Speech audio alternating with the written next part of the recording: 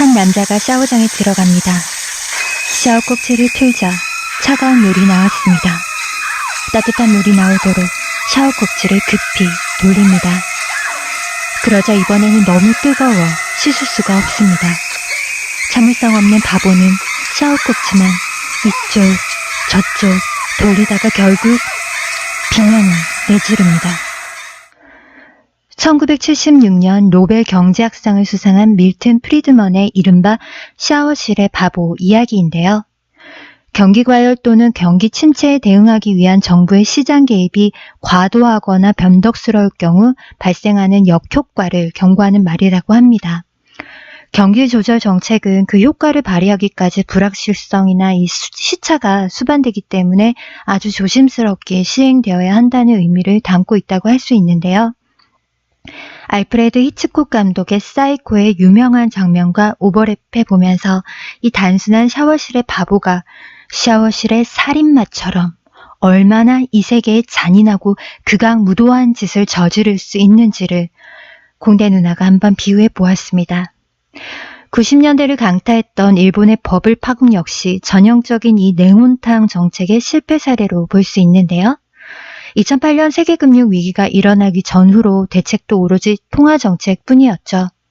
샤워실의 바보 같은 일을 벌리고도 통화 하나로만 이 모든 사태를 막아낸, 물론 결과적으로는 통했다는 평가를 받고 있기는 하지만 글쎄요.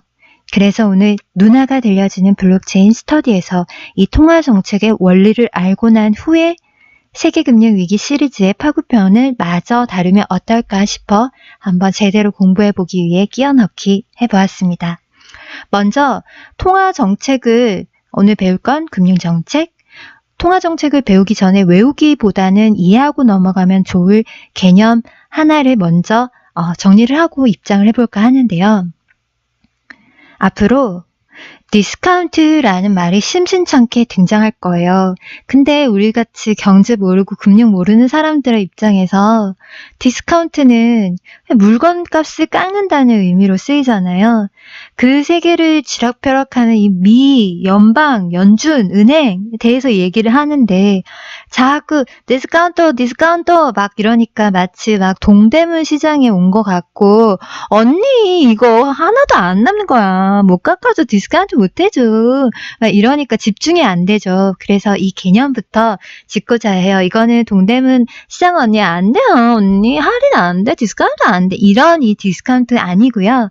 바로 미래 시점의 일정 금액과 동일한 가치를 갖는 현재 시점의 금액을 계산하기 위해 적용하는 비율을 이 디스카운트 레이트라고 하고 그것을 구하는 것을 할인한다라고 표현을 한다고 여기 제 정리해 두었는데요. 제가 한번 예를 들어볼게요.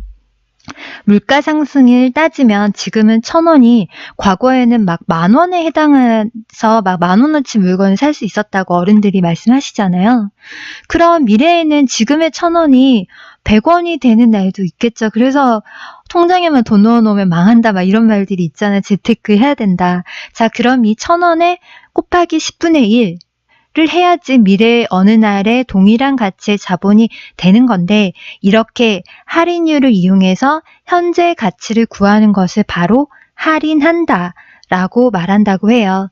그때 고려하는 사항은 아까도 예시로 말씀드린 것처럼 인플레이션 및 리스크 프리미엄, 다시 말해 미래 수익의 불확실성 등이 되겠죠.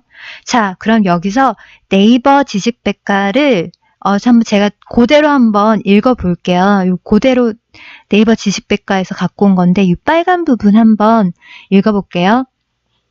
현재 가치를 추정함에 있어 매우 중요한 변수로 실무에서 투자가치 평가나 공정가치 평가 등을 위해 널리 활용되는 개념인데 중앙은행이 시장은행으로부터 이거를 매입할 때 적용하는 할인율은 정부의 통화정책 수단이 되고 이 경우 여기서 중요해요. 재할인율 또는 공정할인율이라고 구분하여 부릅니다. 라고 했어요. 공대 누나에게 그냥은 없죠. 우연도 없죠. 치밀한 계량만이 있을 뿐이죠. 바로 이 페이지를 처음에 할인하다라는 표현으로 시작하고 여기로 넘어오려고 제가 갖고 온 거였어요. 바로 이 재할인율이 오늘 그 미 연준이 통화 정책, 통화 공급 정책을 하는 수단으로 쓰이는 이 재할인율을 첫 번째 통화 정책으로 설명을 하려고 하는데요. 그래서 그러면은 이 재할인율을 뭔지 한번 이해를 한번 해봐야 될 텐데, 요거 그 말로 읽으면 너무 어려워요. 뭐 다시 재할인율이라고 하는데 제가 이해하기 쉽게 그림으로 한번 설명을 드리도록 할게요. 제가 기업을 그냥 기업하면 이해가 어려울 것 같아서 기업이랑 하청기업을 한번 쪼개보았거든요. 근데 이렇게 크게 같이 기업으로 이해하셔도 되겠죠. 자, 기업이 하청업체에게 물건을 주문하면 하청업체는 그 물건을 만들어서 기업으로 가지고 가죠. 그러면 돈을 받겠죠? 근데 기업에서 현금을 내어주지 않고 내가 약속한 날 얼마 줄게 하고 어음을 내어줍니다. 그러면 하청업체는 당장 돈이 필요하잖아요. 직원들 월급도 줘야 하고. 그러니까 이 어음을 들고 은행에 가서 돈을 달라고 해요. 그러면 은행은 돈을 주면서 어떻게 하냐?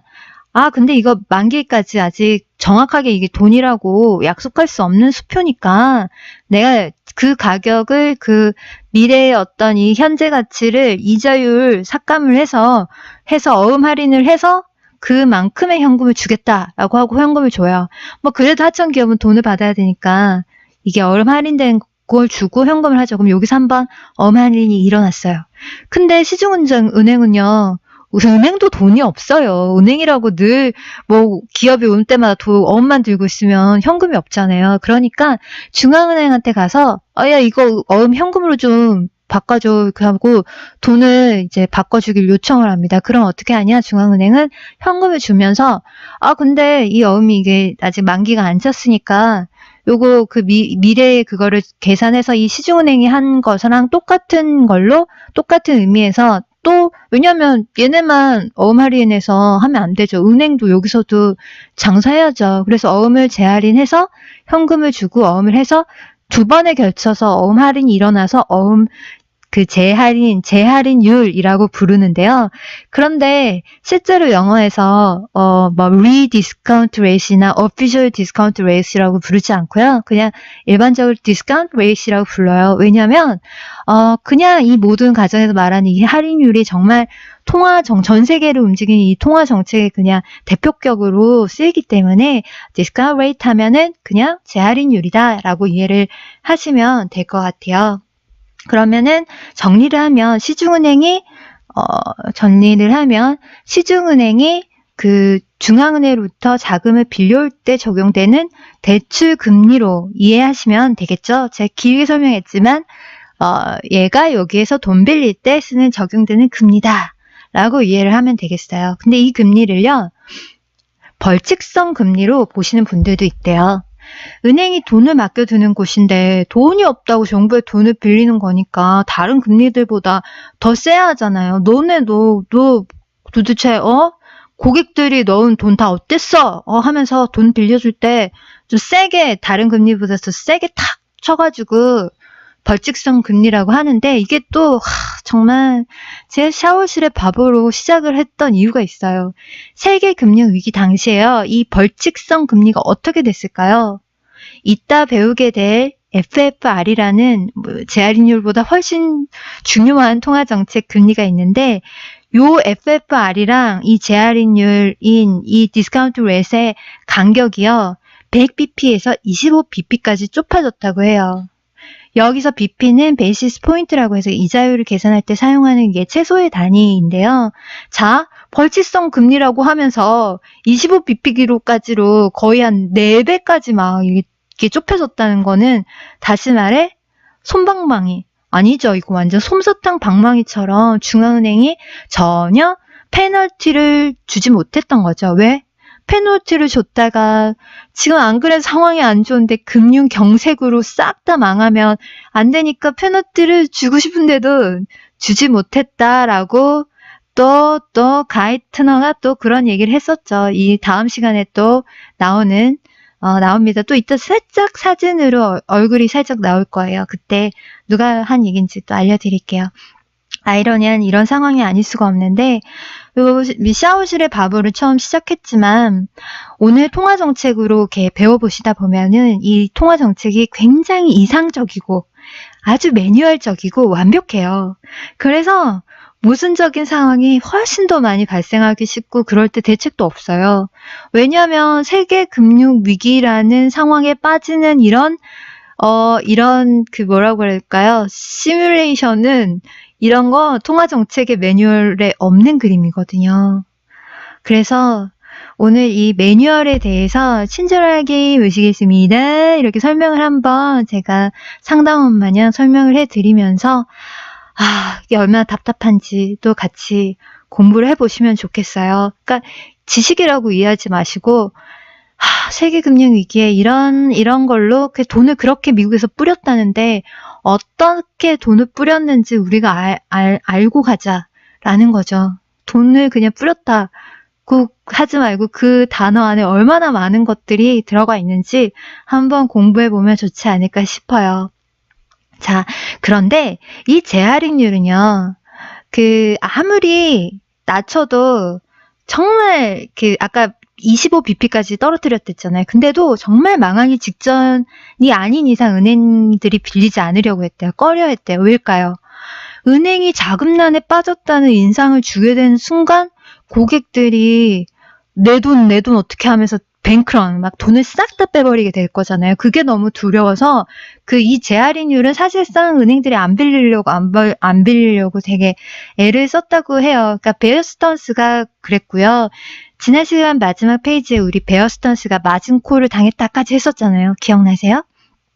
다음 시간에 이 뱅크런 과정을 진짜 재미나게 들려드릴 텐데 요걸 지금 오늘 이 통화정책을 배우지 않고는 이 뱅크런 과정이 그렇게 재밌게 느껴지지 않아요. 근데 이 뱅크런 과정 이후에 또 금융의 공룡 기업들이 정말 무너지죠. 이 베어 스턴스도 정말 구제불능인 상황이긴 했지만 이 뱅크런 때문에 사실은 3일 안에 무너져 버렸거든요. 그 3일의 시간 쫄깃하게 다음 시간에 들려드릴 텐데 먼저 그거 재밌게 들으려면 어떻게 해야 된다? 이 재할인율을 비롯한 FFR이든 이 모든 걸 이해하면 이런 게 다 팝콘과 콜라가 돼서 다음 시간에 도산하는 이야기를 들을 때 더 꿀관람, 더 재밌고 풍성해진다 라고 이해하고 공부라고 생각할 필요도 없이 뭔가 사전 지식 처럼 이렇게 오늘 편한 마음으로 들어주셨으면 좋겠어요. 그럼 세계 금융위기 직후에 재할인율을 왜 낮췄을까요? 통화정책의 한번 작동 과정을 먼저 살펴볼게요. 재할인율을 낮추면 은행이 돈을 더 많이 빌려와서 투자 등 개인에게 돈을 또 빌려줄 수 있으니까 당연히 통화량도 늘고 투자나 소비 심리가 늘면서 경기가 올라가겠죠. 재할인율을 반대로 높이면요. 그대로 반대가 되겠죠. 반대. 이 가운데 침울한 얼굴 하고 있는 이 사람, 제가 이 사진을 왜 가지고 왔을까요? 이 사진 누군가 하고 있으셨겠죠? 알아보시는 분들도 많을 것 같은데 세계금융위기 당시에 벤 버냉키 전 연준 의장인데요. 제가 왜 하필 요 페이지에 벤 버냉키를 넣었냐면 벤 버냉키가 미친 듯이 돈을 풀다가요. 2008년 세계금융위기 2년 후인 2010년에 처음으로 재할인율을 인상한다는 공표를 해서 그냥 엄청 기사화가 됐었어요. 안 그래도 당시 버냉키의 말 한마디에 급락과 급등이 막 파도로 굽이굽이 칠 만큼 영향력이요. 이분은 정말 그 당시 금융계의 핵인싸 원톱이었어요. 여기 이 세 분이 그 핵인싸 3톱인데 요분은 또 유명하죠. 아까 가이트너, 살라메. 근데 이 핵인싸 중에서도 원톱인 이 버냉키가 재할인율을 인상하겠다고 말하는 게 어떤 의미일까요? 벤 버냉키의 속마음을 한번 살펴볼까요? 금리를 인상하겠다는 뜻이 아니에요. 지금 돈을 하늘에서 마구마구 뿌리면서 산불을 잡고 있는데 까딱 금리 인상 잘못했다가 다 허사가 될 수도 있잖아요. 그러니까 은행들이 꺼려하는 이유로 많이 활용되지 않는 이 재할인율 인상을 통해 가능한 시장의 충격을 최소화하면서 눈치껏 금리 인상을 해볼까 향후 통화정책 정상화를 위한 미국의 출구 전략을 가동해 볼까 말까 하고 한번 시장을 떠보는 거죠. 통화정책계의 밀당남이라고 할까요? 우리 벤 버냉키. 오늘부터 금리 1일이다 라고 말할까 말까 애태우는 이 버냉키를 상상하시면 과연 이 진짜 막 헬리콥터 벤이라고 불릴 만큼 막 상남자 막 돈 막 뿌리고 막 그러는 별명이 참 매치가 안 될 수도 있는데 이분 진짜 과감하게 밀고 붙였던 금리가 따로 있습니다. 바로 아까도 잠깐 언급한 FFR 연방긴금 금리인데요. 아까 말했죠. 디스카운트 레이트는 은행들이 잘 안 쓴다고요. 이 FFR은 정말 많이 잘 쓰거든요. 그럼 이건 또 뭐야? 하시는 분들 이게 진짜 핵심인데 포기하시면 안 됩니다. 이게 진짜 중요한 금리니까요. 머리도 식힐 겸 오늘 빠트리 오프닝 듣고 와서 스터디 이어가도록 할게요. FFR이 제일 중요하니까 어디 가시면 안 돼요.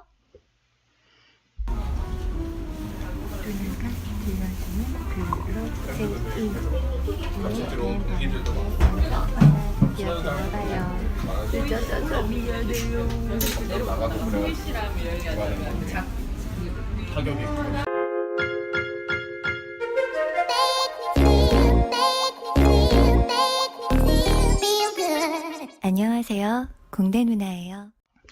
FFR을 이해하기 위해서 우리가 미국 은행, 중앙은행이 있는 이니셜로 된 말을 한번 정리해보면 어떨까 싶은데요. 우리 세계금융위기 첫 시간에 제가 한번 이 이사회, 연방준비제도 이사회 용어가 되게 많이 여러 개가 같이 혼용된다, 쓰인다라고 했어요.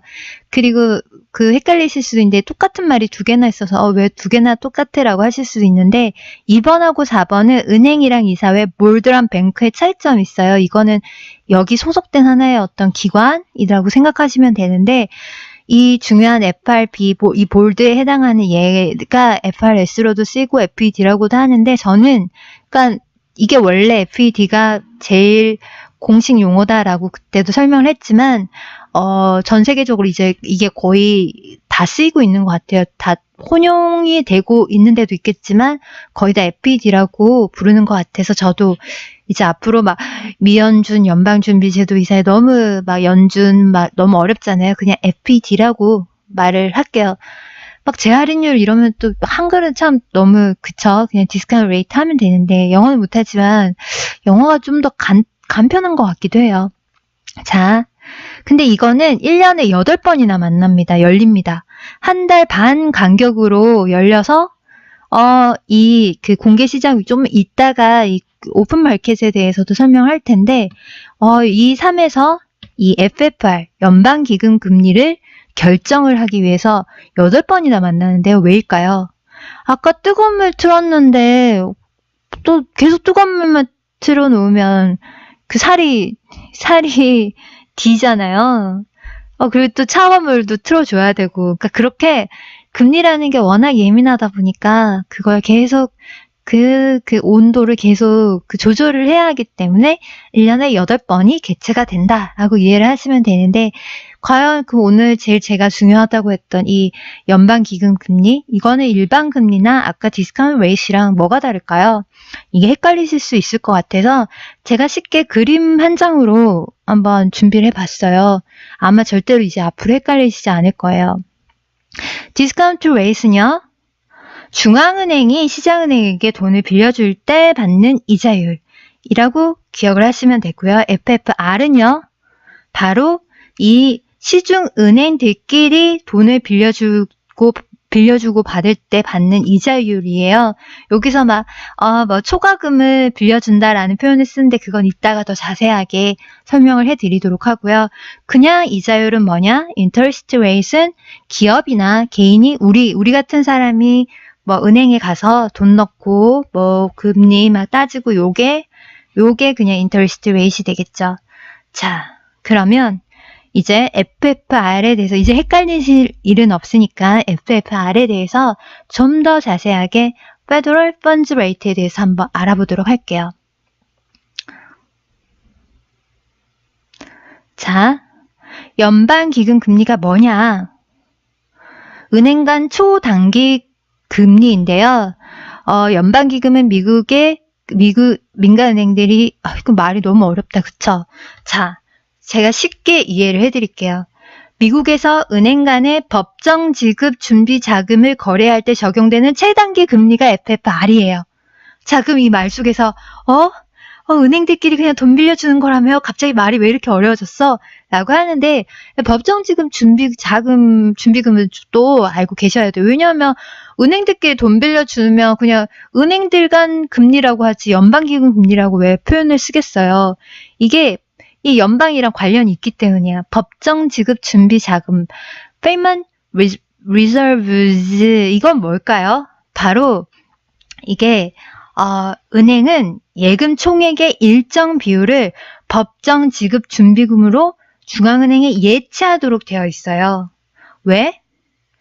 왜 이렇게 어려운 말을 쓰면서까지 이런 제도가 있는 걸까요? 예금주가 돈을 찾으려고 하는데 은행에 앵고가 나서 막 배째라 해버리면 안 되잖아요. 마치 그때 뭐라 그랬지? 경매에 건물이 넘어갔어. 내 전세금 받아야 되는데. 근데 경매에서 제일 먼저 어쨌거나 이 전세금 내가 돈 돌려주는 거에 먼저 확보해주는 그런 제도랑 되게 비슷한 거죠. 일단은 무조건 중앙은행에다가 니네 은행인 돈 법정 지급 준비금을 일정하게 넣어둬라. 다시 말해 예금주의 청구권에 대응하기 위해 일정한 자금을 확보하도록 중앙은행이 시키는 건데 그러면 은행들은 왜 입금한 돈이 없을까요? 아까도 말했잖아요. 막 어음을 받고 이렇게 계속 이자 장사하고 투자 장사하고 돈놀이를 하니까 특히 갑자기 어느 날 다음 시간에 레버리지에 대해서 설명해 드릴 텐데 이게 막 돈이 없을 수 있는 거예요. 은행이 돈을 어디 더 많이 벌기 위해 어디다 투자를 해놨거나. 그럼 예금주들 입장에서 너무 불안하잖아요. 그래서 이 법정 지급 준비금이라는 거를 딱 마련해 둔 거죠. 그래서 은행도 만약에 이 대출하는 과정에서 지급준비금 요건을 갖추지 못하는 경우가 생길 수 있겠죠. 막 은행이 돈을 또 꺼야 하는데 그럴 때 이거를 어떻게든 메꾸기 위해서 다른 은행의 돈을 잠깐 빌리게 되는데 이때 적용되는 금리가 바로 FFR인 거죠. 그럼 다른 은행은 어떻게 된 걸까요? 왜 돈을 빌려줄 수 있을까요? 법정 지급 준비금을 이미 다 채워놓고 그걸 초과한 돈을 또 갖고 있으니까 그만큼을 이제 다른 은행에 빌려줄 수 있을 때 여기에 금리를 딱 쳐가지고 빌려주는 거죠.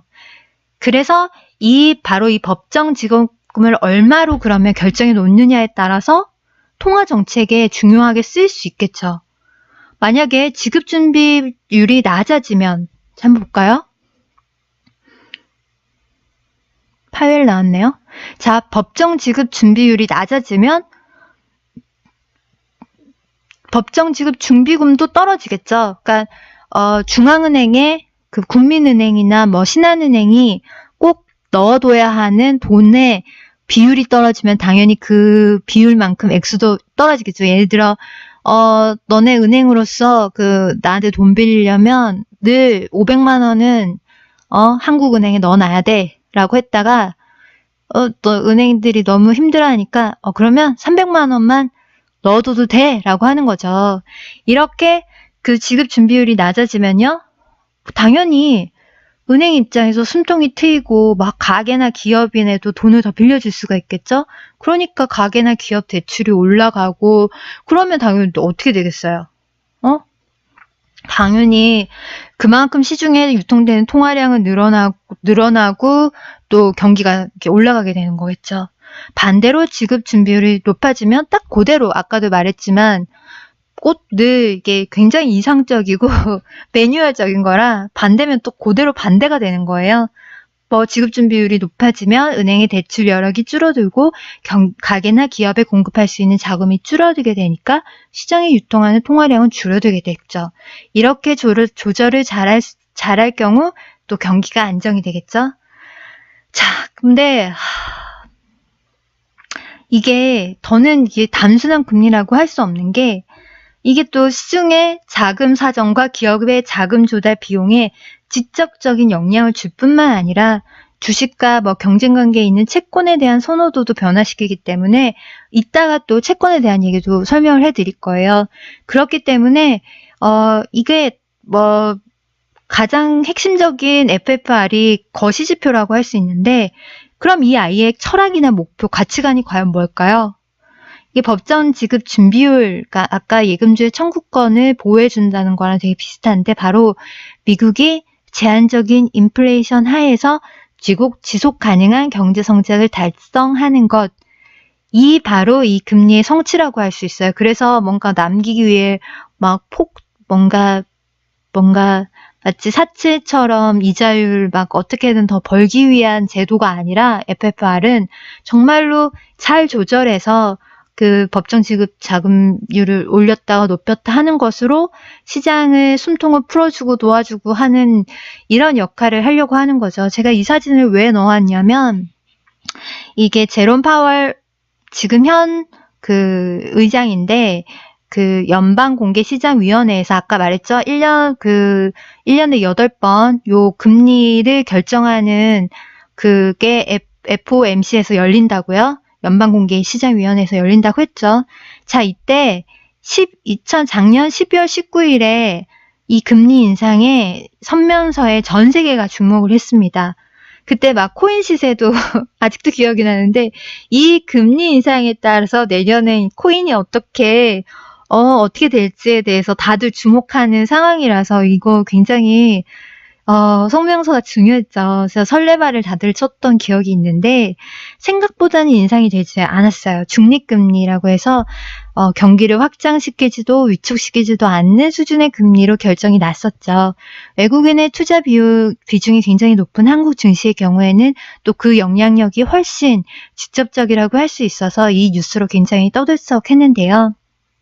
이렇게 전 세계 사람과 국가를 원하는 대로 원하는 만큼 움직일 수 있고 마치 막 집단 최면처럼 행복하게도 불행하게도 할 수 있는 돈이 이 또 금리라고 생각하면 좀 소름이 돋지 않나요? 오늘 이렇게 되게 중요한 걸 오늘 배우고 있는 거예요.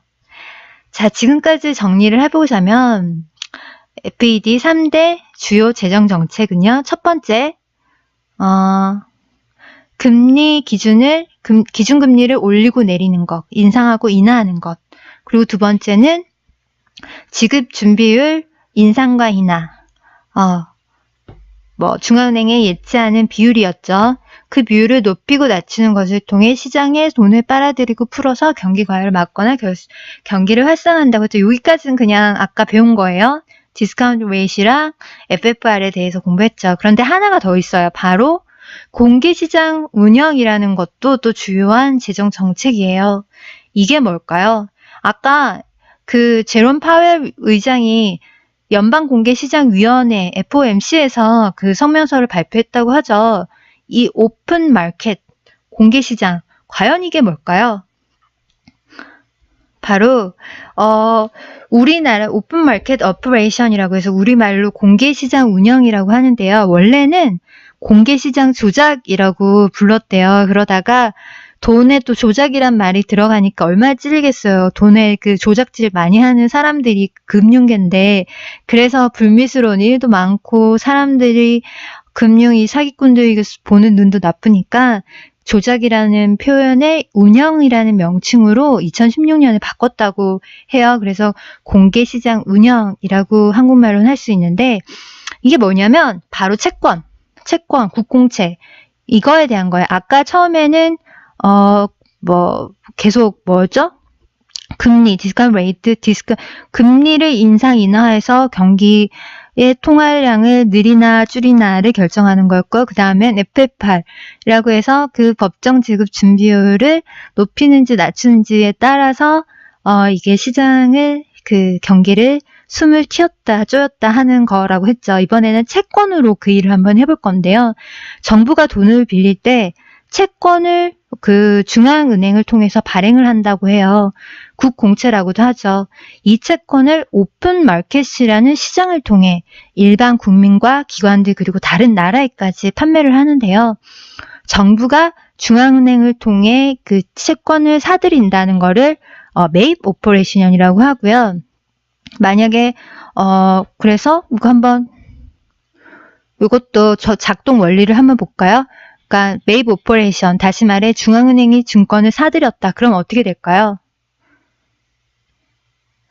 자, 돈이 시중으로 흘러 들어와서 이자율은 내려가고 통화량은 늘어나서 가계기업 대출이 올라가겠죠. 자, 그런데 반대로 만약 이 채권을 정부가 다 팔면 채권 판매 대금이 이번엔 정부 쪽으로 흘러 들어가니까 시장의 통화량이 줄어들겠죠. 이렇게 또 통화 정책을 통해서 그 시장에 유통되는 통화량을 늘렸다 줄였다 할 수 있겠죠. 오늘 통화 정책의 작동 원리를 살펴보았는데요. 이걸 다 알고 나니까 처음 히치콕의 영화 사이코로 시작하면서 이야기한 샤워실의 바보가 얼마나 위험한 바보인지 단번에 이해가 되실 거라고 생각해요. 80년대 그 후반 저금리로 인해 일본 주식이랑 부동산이 4배 이상 폭등했다가 90년 이후 금리 인상하자마자 막 대폭락을 했어요. 이게 그 냉온탕 정책 실패라는 걸 알고 나서 불현듯 떠오른 일본 연예인이 한 분 있었는데요. 버블 아우타라고 해서 이게 누구냐면 사진을 보여드릴게요. 아우타 노리코라는 배우가 지금 이 런던 하츠라는 예능에 나올 때 캡처 화면인데요. 이분 67년생이에요. 이쁘죠? 심하게 또 동안인데 제가 이 런던 하츠 줄여서 로나를 굉장히 열심히 보던 때가 있었어요. 이 예능이 진짜 독한데 또 언피시한 재미가 있거든요. 얘기가 샜는데 이분이 당시에 버블 아우터라고 불렸어요. 그런 컨셉으로 고정 출연을 꽤 찬 거죠. 왜 그렇게 불렸냐? 바로 버블 시대에 자기가 얼마나 잘 나갔는지 플렉싱을 막 하면 그걸 가지고 사람들이 버블 아우타라고 하면서 막 놀리는 거죠. 그게 츠코미라고 일본 개그의 전형적인 형식인데 막 예를 들면 이런 식이에요.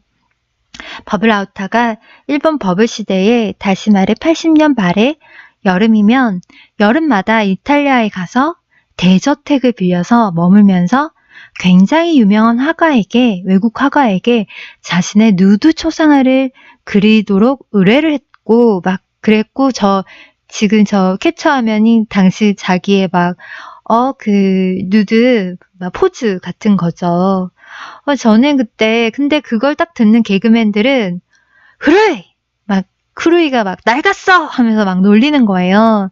그러니까 버블 시대 얘기를 하고 있다고 버블 시대 얘기를 하니까 막 너무 오래됐다 낡았다 이렇게 표현을 하는 건데 근데 저는 당시에 외국에 나가보지도 못했고 막 대저택을 빌리고 막 유명 외국 화가에게 초상화를 의뢰한다는 게 너무 어마어마하게 들려서 일본은 과거에 얼마나 화려하고 잘 살았다는 거지? 도대체 버블이 뭐길래 하루아침에 저게 무너진 거지? 그런 생각을 하면서 봤던 기억이 나거든요. 근데 이게 그 바카야론 미따이한 통화정책 때문에 버블이 돈이 막 넘치니까 외국에 가가지고 막 그렇게까지 펑펑 쏟을 수가 있었던 거죠. 이게 그냥 이 사람들이 일본이 잘 살고 일본 사람들이 열심히 살아서도 있겠지만 그런 걸로 어떤 시대 사람들은 그렇게 풍요롭게 살고 지금 시대 사람들은 취업도 안 돼서 맨날 삼각김밥 먹고 그게 노력의 차이가 아니라는 거죠. 어떻게 보면 이게 통화정책도 굉장히 크게 한몫을 했다는 거죠. 그래서 제가 오늘 이 통화정책을 배우고 끝내면서 꼰대들에게 하고 싶은 말이 있어요. 나 젊었을 땐 말이야. 대학 땐 매일 술 마시고 놀아도 이만큼 성공했어. 요즘 애들은 꿈도 없고, 낭만도 없고, 야망도 없고, 이딴 소리 짓거리는 게 냉온탕 정책에 당신은 수혜자, 우리는 피해자, 그리고 당신은 가해자, 나는 피해자. 이 개념을 정말 아예 전혀 모르는 정말 무식하게 그지없고 얼굴에 등에 침을 확 뱉고 싶은 말이라는 걸 제발 좀 알았으면 좋겠다는 거지. 꼰대들이요. 정말 이 꼰대들에게 이 통화정책 스타디 영상을 바치는 바이고요. 주변에 쓸데없는 소리, 노력을 안 하니 요즘 애들은 야망이 없니 하는 소리 하는 인간들 있으면 이 방송 추천해주세요. 저성장 시대에는요, 통화정책도 사실 안 먹혀요. 통화정책이라는 게 굉장히 매뉴얼하고 이상적인 정책이어야 하는데 뭐 어떻게 안 먹히는데, 돈을 풀어도 뭐 경기가 안 살고, 뭐 이게 통하질 않는데. 근데 그거가 잘 먹히던 시대에 자만하고, 그 인간들이 진 빚을 다 지금 이 저성장 시대를 살아가는 우리가 꾸역꾸역 살아가면서 갚는데, 버블아우타 같은 소리를 한다고 해봐요. 버블아우타는 이분은, 귀엽고, 이쁘고 귀엽고 백치미여서 그런다 치지, 꼰대는 얼마나 토 나와요. 그쵸? 우리 꼰대는 되지 맙시다. 나이를 먹는다고 다 꼰대가 되는 건 아니니까요. 공대 누나도 한 살이라도 더 먹었다고 아는 척하고 그러지 않을게요. 저도 사실 이거 다 공부하면서 뭐 하나도 모르는 상태에서 올리는 거고, 그러다 보면 틀린 게 있을 수도 있고, 그러면 이제 같이 공부하는 마음으로 고쳐도 주시고요. 여러분 정말 먹고 살기 힘든 세상에 먹고 사는데 제가 볼 때 전혀 도움이 안 되는 이 통화 정책까지 들어주시고, 정말 참 존경합니다. 먹고 사는 것도 대단하시고요. 네.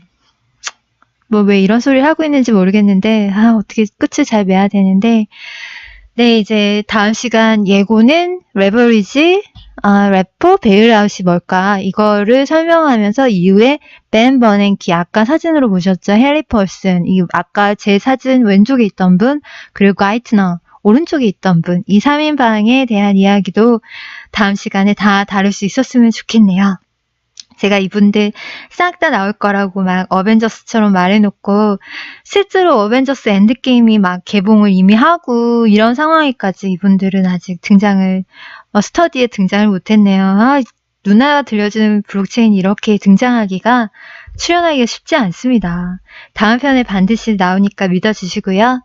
금융위기의 증정한 승자라고도 불리우는, 물론 진짜 승자는 또 골드만삭스죠. 골드만삭스가 진짜 진정한 승자이지만, 그분들 말고 요 세 분 더 아주 재미를 많이 본 분들이거든요. 요 분들 다음 편에서 반드시 떡밥 수고할 테니까요. 제가 자꾸 올리는 간격이 늦어지죠. 제가 최근에 밀린 애니를 좀 몰아본다고 늦어졌어요. 그래서 너무 늦어진 게 미안해서 여러분한테 애니 추천을 하나 해드리면, 약속의 네버랜드라고요. 그 1분기 때 그 애니죠. 이게 4분기인가요? 1분기 맞죠? 그 애니인데, 이거 꼭 보세요. 너무 재밌는데, 이게 3, 4화까지는 나는 오글거리지 않았는데, 또 그것도 장치고, 고도로 계산된 것인데, 어떤 사람들이 그 조금 앞부분이 오글거린다는 사람도 있더라고요. 애들 얘기 같기도 하고. 근데 아니에요. 여기 슬쩍 보이시나요? 번호? 이거 애들 아닙니다. 이거 아주 장난 아니에요. 세계관이. 이거 다 뒤에 가면 또 막 점점 막 엄청나지는데, 누나가 들려주는 블록체인도 이걸 보면서 반성을 했어요. 우리가 지금 이 누나가 들려준 블록체인은 구독자 1000명도 안 되고 광고도 못 붙고 정말 먹같지도 않지만, 2기가 되면 1쿨 말고 2쿨일 때는 정말 장난 아닐 것이다. 물론 2기가 제작이 안 되는 경우가 참 많죠. 그러나 이제 점점 엄청나게 성장해 갈 수도 있지 않을까라고 이 애니를 보면서, 약속의 네버랜드를 보면서 망상을 해봤습니다. 참고로 이 약속의 네버랜드는 내년에 2기 확정 기사까지 났더라고요.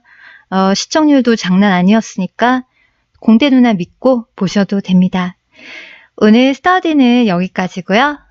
모르고 투자하기만 해봐. 누나한테 혼난다. 블록체인은 알고 하는 거. 다음 시간에 만나요. 구독 꾹꾹, 하트도 뿅뿅, 댓글도 쭉쭉 남겨주세요. 안녕. 누나가 들려주는 블록체인.